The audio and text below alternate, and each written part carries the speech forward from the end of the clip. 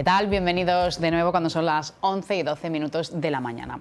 La semana que viene, justo del 5 al 11, se celebra la Semana de los Museos, de los Archivos, podemos decir, de la provincia de Málaga. Se van a celebrar multitud de actos y Marbella, desde luego, va a estar presente. Se va a hablar, pues, de cómo funciona el archivo municipal, de cuáles son las diferencias respecto a otros archivos. Y por eso hemos invitado a nuestro archivero, a Francisco López. Francisco, bienvenido, ¿qué tal? Hola, buenos días, Eva, ¿qué tal? Bueno, es una fecha muy importante para poner en común lo que cada uno de los archivos de diferentes lugares viene realizando, y el de Marbella en concreto tiene particularidades que lo diferencian de otros. Va a ser el próximo 7 de junio cuando ofrezcas una conferencia, ¿no?, sobre la labor que se ha venido realizando. El 7 de junio, en una de las mesas redondas, intervenimos desde el archivo municipal para, bueno, celebrar de alguna forma el 75 aniversario, de la creación del Consejo Internacional de Archivos. Y bueno, Marbella ha sido invitada tanto a la exposición de documentos, que hemos digitalizado uno de los documentos, un documento sobre urbanismo de Nueva Andalucía, y luego pues ya hablaremos de lo que es las características específicas que tiene el Archivo Municipal de Marbella respecto a otros archivos.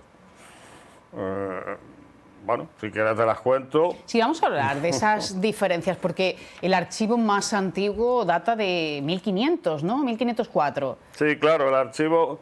Date cuenta que la situación, la historia condiciona la propia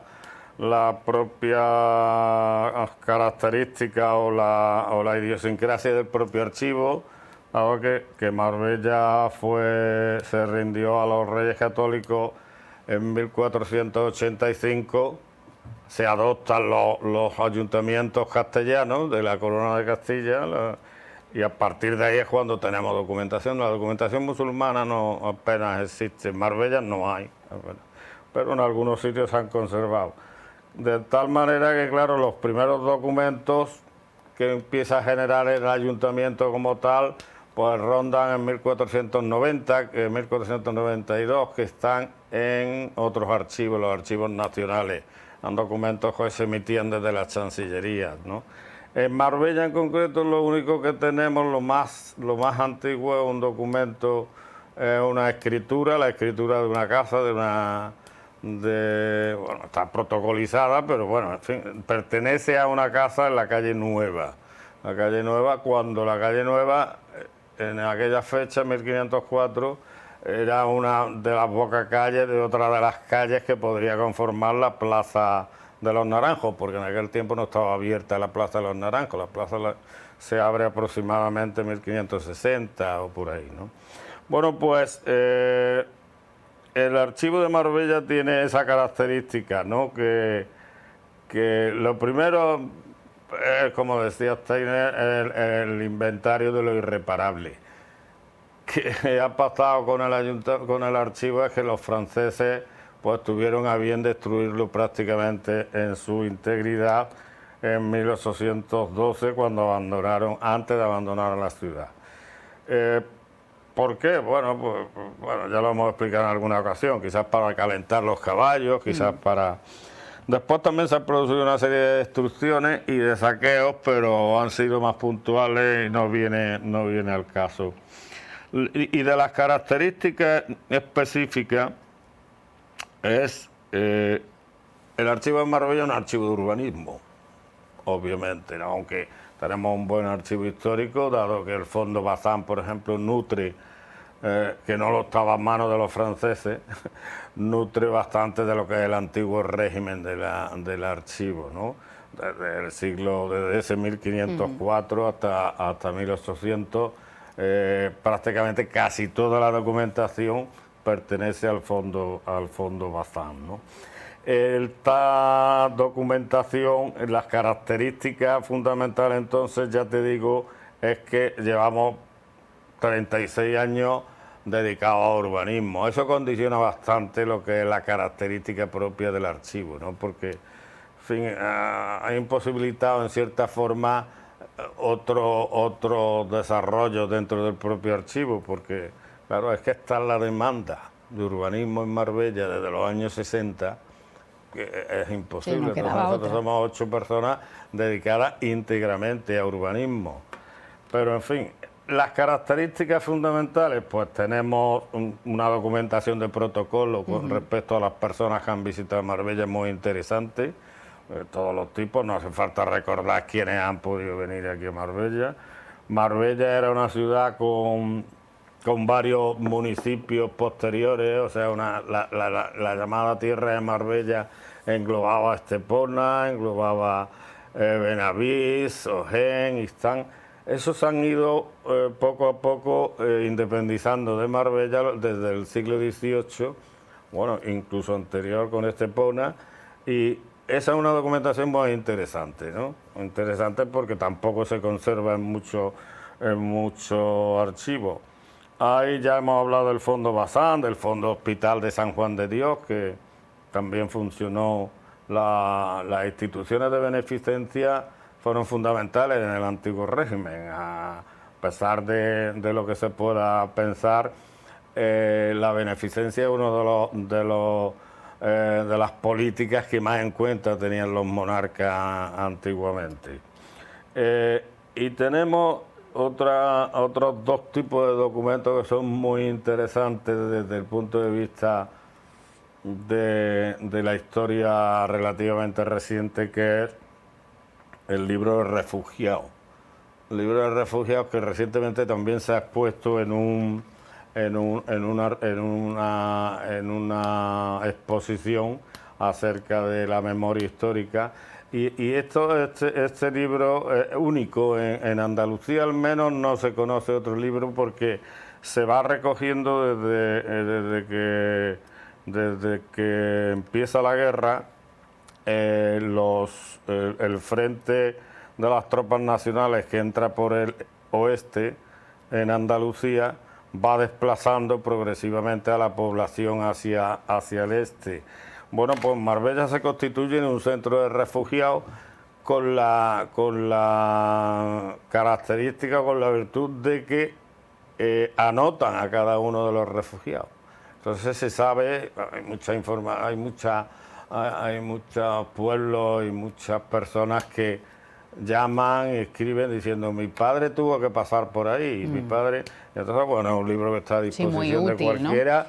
Y aparece en el año 36, pues sí, toda esta información, ¿no? ¿Cómo ha sido todo este proceso de digitalización hasta llegar aquí? ¿Cómo se ha realizado? Bueno, se está realizando, porque los fondos son muchos. Ahora mismo hay un pequeño parón, pero ahora mismo lo que se está produciendo, que es importante que se diga, es que se va a implantar un programa en el archivo donde y que va a tener un portal público y en donde va a tener acceso todos los funcionarios del ayuntamiento con el rol que a cada uno le pertenezca, para poder acceder a la documentación del archivo, tanto la inventariada como la digitalizada. Porque ahora mismo no se puede acceder. Ahora mismo puede acceder a la base de datos, no, se puede acceder al portal del archivo. En el portal del archivo está la documentación que está digitalizada, que hay. Hemos conseguido digitalizar unas 180.000 imágenes, ¿no?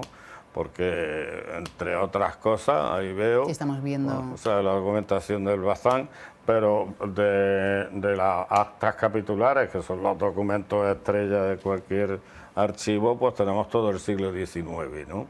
Que es muy importante.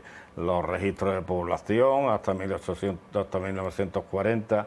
Hay muchísima documentación digitalizada que se ha estado realizando durante 4 o 5 años anteriores, y que, bueno, ahora mismo, en el momento en que sea posible otra vez dotar de personal el archivo, podremos seguir con esta tarea, que es fundamental, porque desde luego las visitas son desde los sitios más insospechados, porque marbellero o descendiente de marbellero o marbellí, ahí en todo el mundo. En cualquier rincón. No sé si tienes datos, cifras, precisamente de esas visitas. Sí, bueno, ahora no te podría decir, ¿no? Pero se cuentan por miles, ¿no? Miles de visitas al archivo, por supuesto. Y sobre supuesto. todo, ¿qué es lo que genera más curiosidad?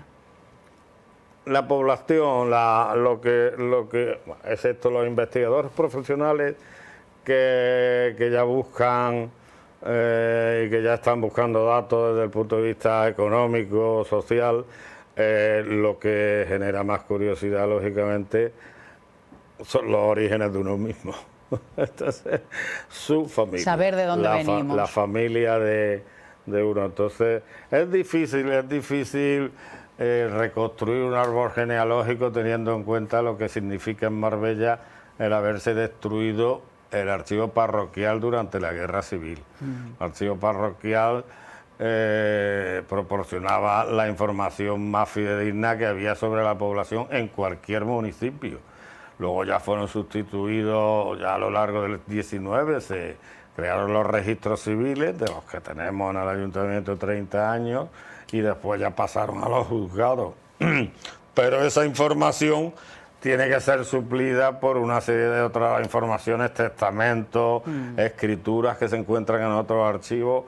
De hecho, en Málaga tenemos una asociación de investigadores de archivos provinciales, entre los cuales hay varios genealogistas y que, bueno, están dedicados en ese aspecto a hacer esta tarea, ¿no? No, ya no me preguntes al dato, al detalle. Las tarifas, pero sí, efectivamente hay quien se dedica a ello, ¿no? Bueno, es muy interesante bucear en nuestro pasado básico, conservarlo y hacerlo lo más fácil posible, ¿no? Decías, ese proceso de digitalización, pues son muchas las personas que tienen que encargarse de ello, sí, y, bueno, culminarse ese proceso para que lo tengamos de una manera muy rápida y accesible al final, ¿no? Tiene que terminarse. Bueno, la administración electrónica, lo que ya nos está pidiendo, que es obligatorio, es toda la digitalización. El problema es que es mucha documentación. Es muchísimo. Bueno, pues tenemos, como decíamos, esta Semana Internacional de los Archivos en Málaga, y además participan las distintas administraciones, Diputación, Junta de Andalucía, Ayuntamiento de Málaga, y como recordamos, pues Marbella va a estar presente el día 7 de junio, además será concretamente la sede del Museo de Málaga, donde vas a participar, llevando el ejemplo del trabajo que ha hecho Marbella. ¿A qué hora? A las 12, a las ¿no? 11:30. 11:30 de la mañana. 11:30 o 12. No, 11:30 es mañana, la inauguración, a las 12. Sí, creo que es a las 12 donde llevaremos el ejemplo, y es abierto pues para todos los públicos. Pues muchas gracias por la visita. Muchas gracias, Eva, y muchísimas gracias porque siempre estáis atentos a cualquier noticia e información que parte del archivo, y os lo agradezco. Nosotros encantados, es nuestra obligación al final. Gracias. Hace escasos minutos el CID acaba de celebrar una jornada, y en esta ocasión lo que ha pretendido es hablar del optimismo, pero llevado un poco al terreno, de manera razonada. Vamos a escuchar lo que han dicho. Razotimismo es una palabra que no existe, que hemos tenido que inventar, que es un poco la idea de juntar dos conceptos que aparentemente son contradictorios, razón y optimismo. Hay una frase del psiquiatra Rojas, aquí español, que dice que el optimismo en España está mal visto, porque uno que contento parece tonto. Y entonces yo creo que hay que reafirmar que se puede ser optimistas con bases racionales, no un optimismo ingenuo, sino un optimismo que se basa en hechos reales. Y de esto va un poco la conferencia. O sea, un optimismo que se basa en una realidad, en unas metas más cortas, en cosas razonables. Entonces, eso es lo que diferencia. ¿Qué diferencia de la palabra optimismo? ¿Qué diferencia le ves tú? Mira, normalmente, sobre todo en esta época, el optimismo se ve con un poco de desconfianza. Parece una actitud ingenua hacia la vida. O sea, uno es optimista porque realmente no se entera de lo mal que estamos, ¿no?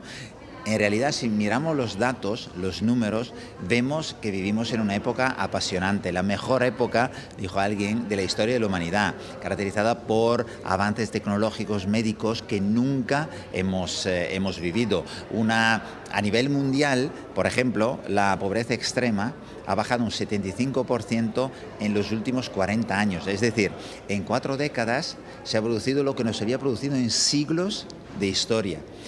Todos estos datos están un poquito por debajo de la superficie, o sea, no hay que quedarse igual en el titular de la prensa o en el titular del telediario. Si buscamos las noticias, hay muchísimos datos. Por eso digo a menudo que si no eres optimista es porque te faltan datos.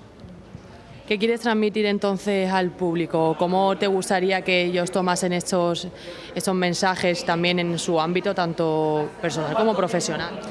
Sí, es tanto en el ámbito personal como en el ámbito profesional, ¿no? Porque yo creo que tenemos que compensar un poco esta infoxicación de noticias negativas. Hay muchísimas noticias positivas que nos hacen mirar el futuro, porque el problema del pesimismo es que nos hace bajar la mirada. Nos centramos en lo que pasa en este momento y no conseguimos levantarlo un poco y tener una visión, una esperanza de futuro. Y esto creo que es súper importante, tanto a nivel personal, pero también a nivel profesional. Si tienes esta visión, yo creo que puedes contribuir, cada uno en nuestro ámbito, cada uno con nuestro granito de arena, a hacer que el mundo sea un poquito mejor. ¿Crees que todo esto es causa de que la sociedad vive un día estresada, inconformista, que siempre quiere, que nunca está conforme profesionalmente, que necesita más, y es una forma un poco de relajarnos un poco y de aprovechar el camino?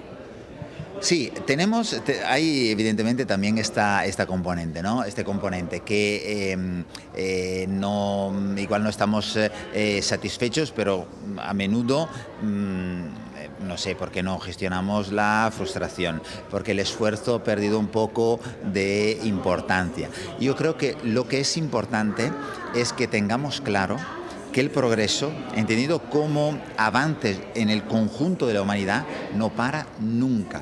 Nunca, ni guerras mundiales, ni pandemias, ni acontecimientos muy trágicos en la historia de la humanidad han conseguido parar el camino de la humanidad. Es decir, el ser humano tiene una enorme capacidad de crear problemas, pero tiene también una extraordinaria capacidad de buscar e encontrar soluciones. Y yo creo que tenemos que volver a tener confianza en el ser humano, que quizás en los últimos tiempos se ha perdido.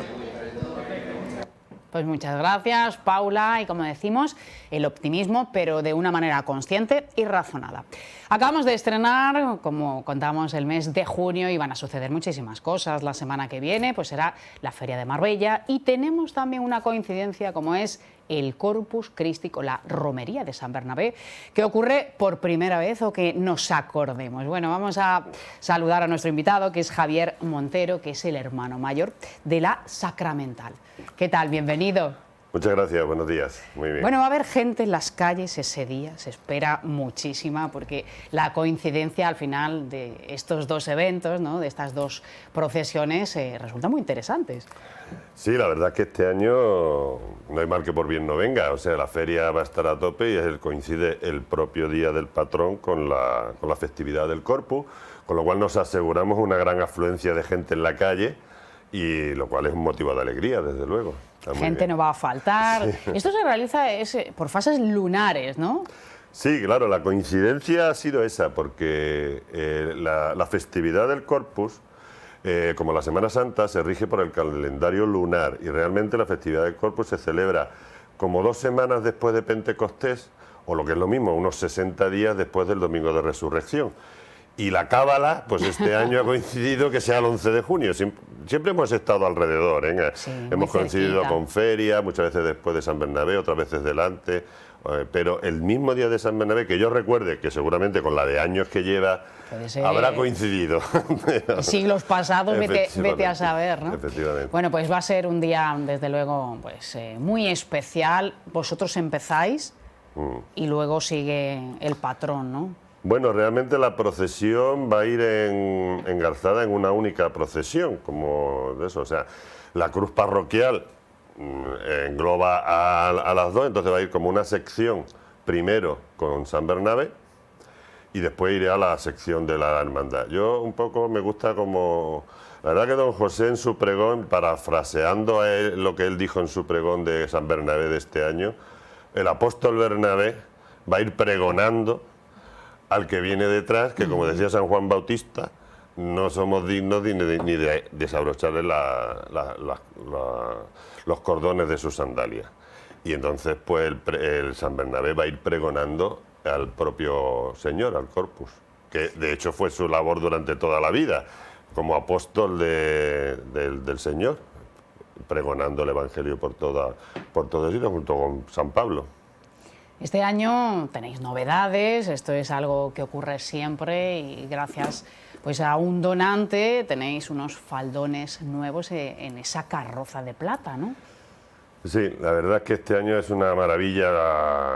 Normalmente los faldones que llevaba la carroza del Corpus eran muy bonitos y son preciosos, pero gracias a una donación de unos medallones, de unos bordados, que uno representa la Sagrada Cena y el otro representa la multiplicación de los panes y los peces, pero son unos bordados muy especiales porque son bordados hechos en hilo de seda de 1500 colores, parecen auténticos cuadros y van a ir bordados y engarzados en unos faldones de una tela de damasco con hilo de oro, y la verdad que van a lucir espectaculares esos. Y ha sido gracias a una donación y la verdad que va a dar mucho realce a la carroza, ese color rojo y esos bordados tan especiales, que es que hoy en día yo creo que eso no se hace, porque eso, un bordador... Tiene un trabajo impresionante. Es un trabajo de chinos. Cada color, cada detalle del cuadro lleva un color de un hilo de seda de diferente color, y es que de lejos parece una pintura. Te tienes que acercar para ver realmente lo impresionante de ese trabajo minucioso de bordado con hilo de seda. Y el origen de esta carroza es muy particular, muy pintoresco, porque la base es de un 600. Esto continúa todavía a día de hoy, ¿no? Continúa, sí, sí. La verdad es que los históricos de la hermandad, diremos, cuando se propusieron hacer una nueva carroza y ante la falta de materiales que existía en aquella época, pues un miembro de la hermandad, no me acuerdo exactamente quién fue, donó un 600 que tenía estropeado, y usando el chasis de ese 600 se utilizó como base para hacer la carroza de plata encima, y todavía conserva los elementos, o sea, tiene el freno como antiguamente los 600 de palanca, todo es igual. La verdad que es muy curioso, sí. No habéis querido abandonarlo, cambiarlo, sustituirlo, se ha convertido ya en casi una reliquia. Bueno, es que una carroza plateada y tal le vale mucho, y eso es una peculiaridad que tiene, pero realmente es que es tan bonita que no hay necesidad. O sea, algún día a lo mejor por disminuir de peso o lo que sea se haría, pero no lo vemos necesario, porque la verdad que es que la carroza es espectacular, por lo menos bajo mi punto de vista. Y hacer una inversión de esa después sería pues trasladar la que tenemos a un museo, porque no habría otra utilidad que darle si no es para procesionar al Santísimo. Sí, no merece la pena. No. ¿Cuál es el recorrido que va a hacer el Corpus Christi? Bueno, el Corpus y San Bernabé pues va a ser el recorrido tradicional. O sea, saldremos de la plaza de la iglesia hacia el Colegio Bocanegra, después bajamos por Calle Arte, en la avenida Naveur, bueno, tiraremos por Enrique de Castillo hasta la plaza del practicante Miguel Canto, y ya de ahí saldremos a Severo Ochoa y subiremos por Huerta Chica. A la altura de la Plaza de la Victoria ya tiramos para la Plaza de los Naranjos y el Ayuntamiento, y terminaremos ya es un recorrido cortito, que está bien, pero bueno, bastante amplio como para que se recorra bastantes zonas de la ciudad. Las principales calles del Exacto. casco antiguo, que se engalanan además de una manera muy bonita. Sí, este año veremos, porque como la gente está un poquillo despistada con la feria también, pero sí, queremos poner como todos los años, se decoran con banderas, se decoran con reposteros, las propias personas devotas pues decoran la fachada de eso, y se pondrán una serie de altares en el recorrido, para que en esos altares se para y se da la bendición al pueblo que esté reunido en esos altares. Ya el año pasado se realizó de manera normal, ¿no? Sí, Sí, sí, el año pasado, bueno, después de la pandemia fue la primera vez que salimos Sí. de forma normal, sí. El anterior hicimos una pequeña salida a la plaza de la iglesia, pero simplemente un testimonial.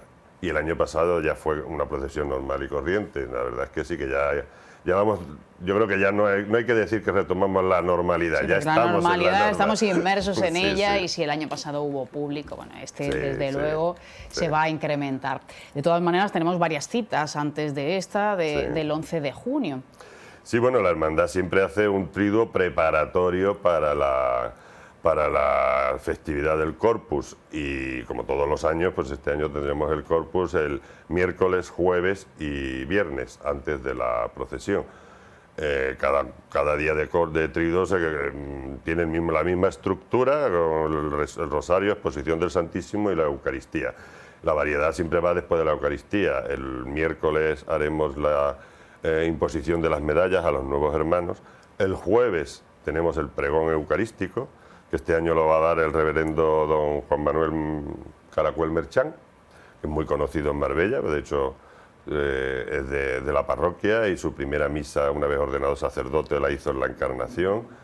Y el viernes, pues la estructura es la misma, terminando con una procesión claustral bajo palio dentro de la iglesia. Y ya, bueno, prepararemos para el domingo. Esos son los actos que tiene preparada la hermandad. Pues comienza la cuenta atrás para este acto, bueno, tan estupendo y que siempre tiene tanto seguimiento, y nosotros, como no podía ser de otra manera, Radio Televisión Marbella, pues allí está también, estará presente para ofrecerlo a nuestros espectadores. Pues muchísimas gracias por la visita. Nada, gracias a vosotros y por difundir y que todo el que quiera pueda acompañar al Señor. Javier Montero, gracias. Gracias. Bueno, pues vamos a hacer una nueva pausa, nos vamos a tomar el segundo café de la mañana y enseguida volvemos. Hasta ahora.